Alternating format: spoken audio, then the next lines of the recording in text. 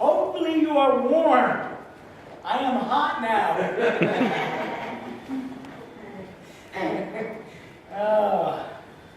Hot, I feel hot like I've been working all day in the sunshine. Yeah, what done? The workers today, the farmer in the story, the workers all day, they worked in the hot sunshine.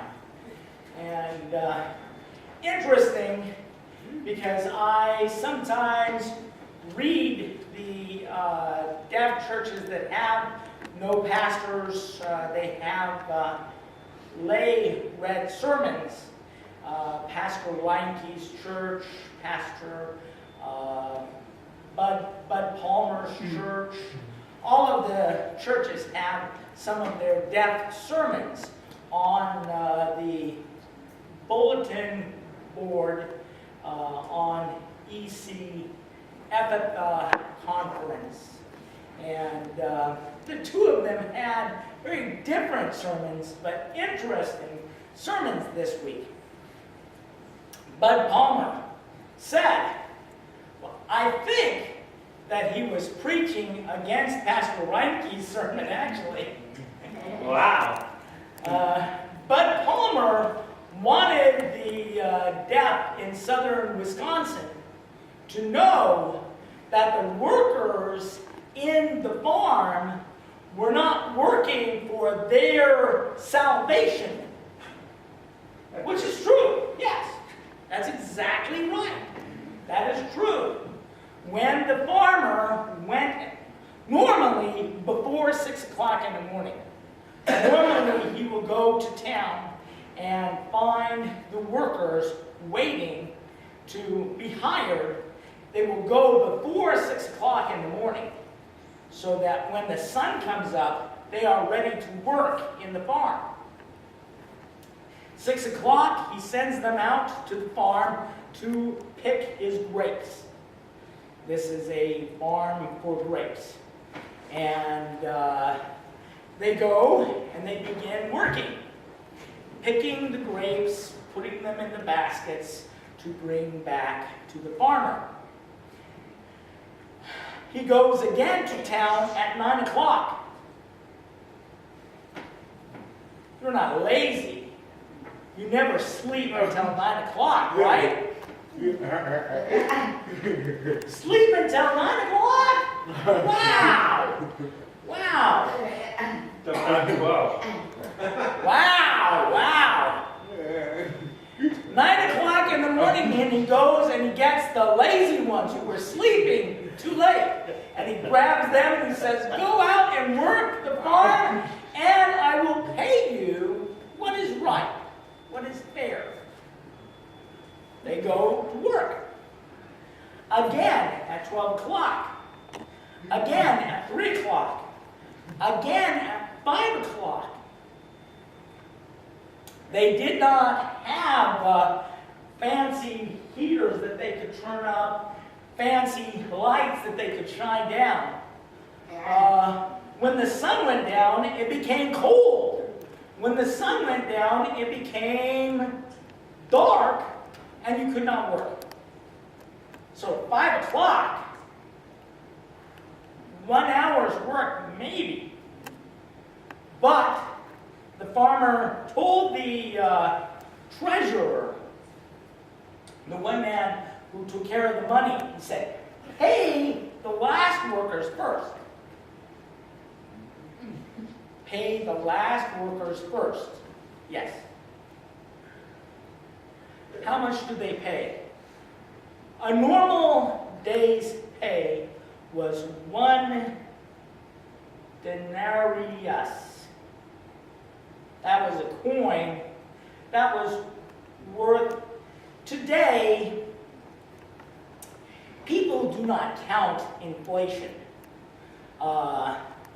The cost of the pastors, compare it to today, 15 cents. 15 cents for a day's work.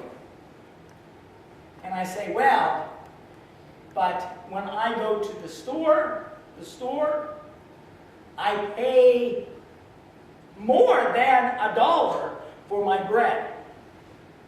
I probably am paying almost $2 for one loaf of bread today. 15 cents is not going to buy anything. I cannot even buy a candy bar for 15 cents today. Before, 15 cents would buy enough for one family to eat a little. They could have maybe 2 bread and a couple fish for 15 cents. But one day's pay was normal for the workers. These were not the people who had their own carpentry shop, not the people who owned any land. These were the workers who had to live day to day on that day's pay. Hard life, I know. So hard today. Yeah, the people were not rich. And the people bought food for their family. If they began working at 6 o'clock, they could buy food for their family the next day. The next day, they could buy food. If they work at noon, you cannot buy a full day's food for your family. If you work at 3, if you work for 1 hour, no way you could buy food for even one person. But the comparison, all of Jesus' stories that were parables, comparison stories, have only one key to understand the story. And Bud Palmer is right.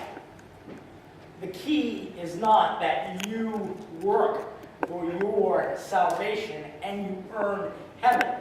No, that would be a bad sermon. Pastor Bud Palmer is right.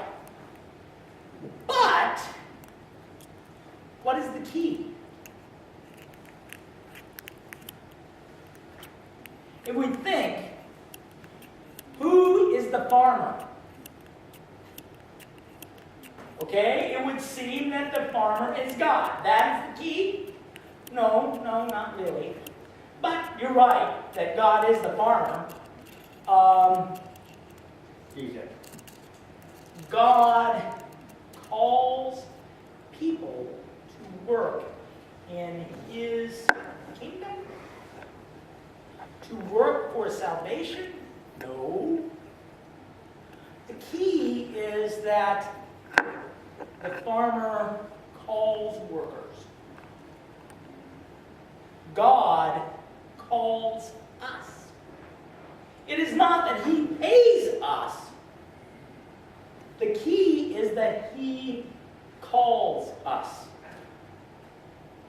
Okay? God call you? Come to my, what is the farm? Heaven. Heaven is the farm? Yes. It seems that God is the farmer, and that heaven is the farm. Or His kingdom is not only heaven. God's kingdom is also here. God's kingdom, always I love to explain to my midweek class, the 5th grade students, I will tell them who split time. You know who split time? You have BC, you have AD. Time before Christ and time AD. After that. After death? No, it's not really. It is a Latin words, two words, that mean Anno Domini. They mean after he has begun his reign. As he reigns. Meaning his coming to earth to reign and give to us his kingdom. His kingdom comes with Jesus. As Jesus comes here, he is calling us to go work in his kingdom. It is not working there. Is it working here? Not earning anything here. Not that I have earned anything. Who has worked? Who has earned? Yeah, right there. That's all of the work that is important. All of the work that saves me, the work that Jesus already has done there on the cross, saves me. But he rules now. Since 0 AD, he rules. And he rules, and his kingdom is here. Especially here, in his church, in your hearts. His kingdom has already begun. He has called you to work in his kingdom, not to earn anything. Jesus has already earned your salvation. There is nothing more that you need to do to go to heaven. When you believe in Jesus' work, you are already saved, and you will go to heaven. None of your work really is figured for you to go to heaven. But the key, God has called you to work. God has called you to go to his farm, to go to his kingdom, and to live as his children. Last night, again, my son Joel, I have told you, I have 7 children. My son Joel is my only child.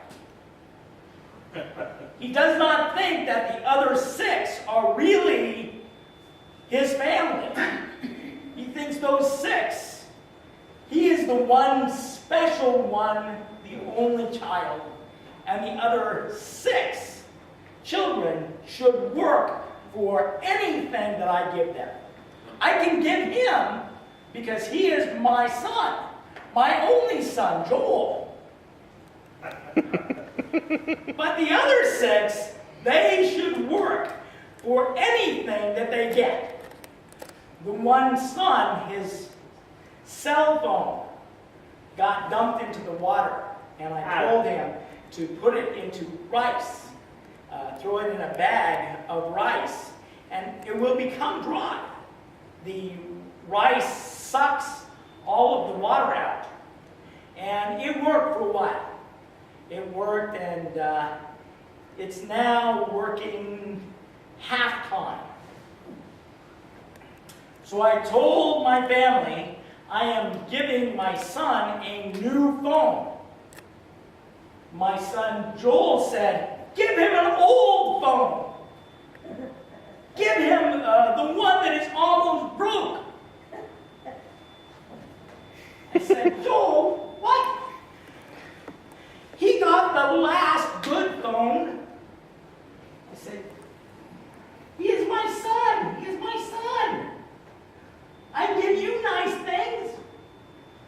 he is my only child. For Marty, he has to earn it. Are we like that sometimes? We have to earn our gifts from Dad. You can't earn gifts, right? And Father always likes to give good gifts. Yesterday, we had the party for number 7, the baby of the family. Next year, I will have no teenagers. I will have all of my children will be 20 and above. Wow. Can't be possible. But the baby gave him a party, gave him gifts. He got nice movies and scarves and hats and all that for the car and all the things. Gifts.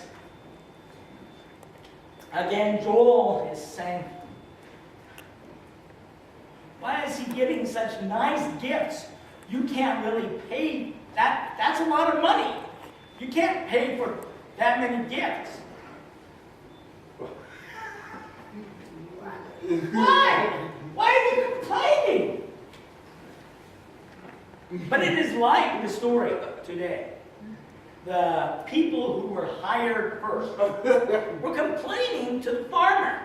Why do the other people get good gifts? They have not worked for it. That's right. They worked, some of them, 1 hour work. When the others worked all day, 12 hours, from 6 o'clock in the morning to 6 o'clock at night.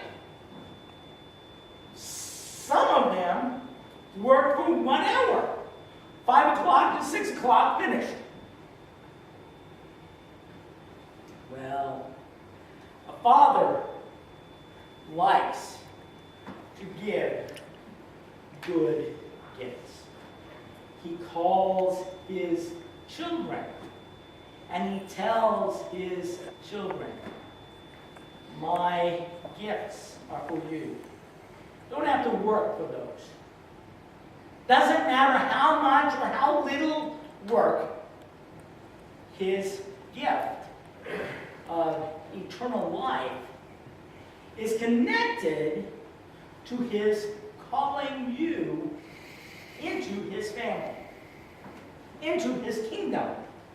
He calls you.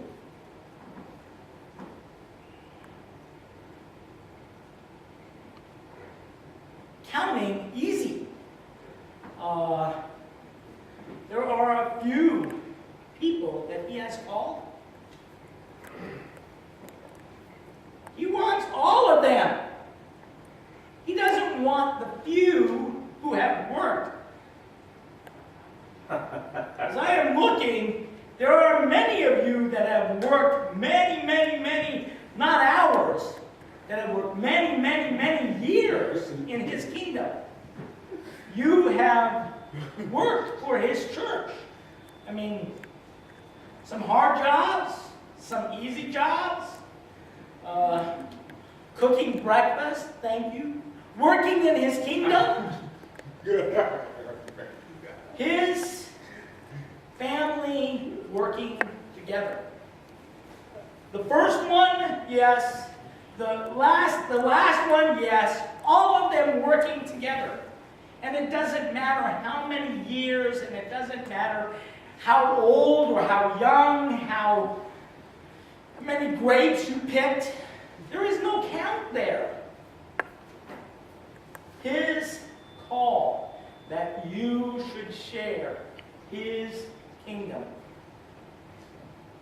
There is no reason that we need to be jealous. There in heaven, we will all experience perfection.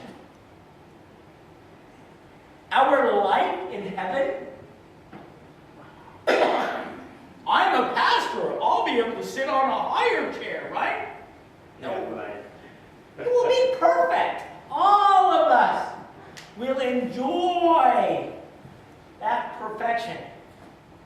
there is not one or not another who will be enjoying it more so that we should be jealous. No. We will all enjoy his perfect gift. The people who have worked for many, many years, the people who, like the thief on the cross, he said to Jesus, Jesus, remember me in your kingdom. And Jesus said, oh, you haven't worked enough. Wrong. No, wrong. Jesus said, you will be with me today in paradise. You will share that perfection with me, Jesus. Short time, long time, I'm not jealous. I want them all to go to heaven. I have sat near the bed of a person dying, and I have told them the story of Jesus. And the person, when I was telling them the story, and I left, the young girl came in and knew the man like a grandpa, and said, Grandpa, you awake? He said, no, Christ was just here.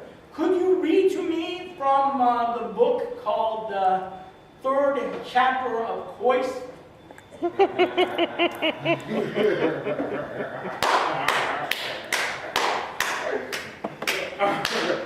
I want that Bible story. I want that story. And it is wonderful. I mean, that man had resisted the Bible all of his life. He had resisted. But now, he wants that story. The same one that Christ was reading for him. He wants the story and loves the story. Working the last hour, working all your life, it doesn't matter. God has called you into his kingdom. That is the key to understanding the comparison story.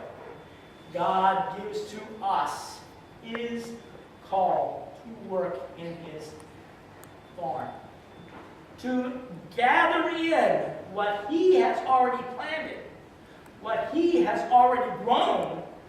He calls us to gather that in. And I think that both of the sermons were right. And I have just confused them, combined them for you today. The one is working, and we need to work, it's true. But we don't need to work for our salvation. We work in his farm, gathering those deaf people who will be called to work also.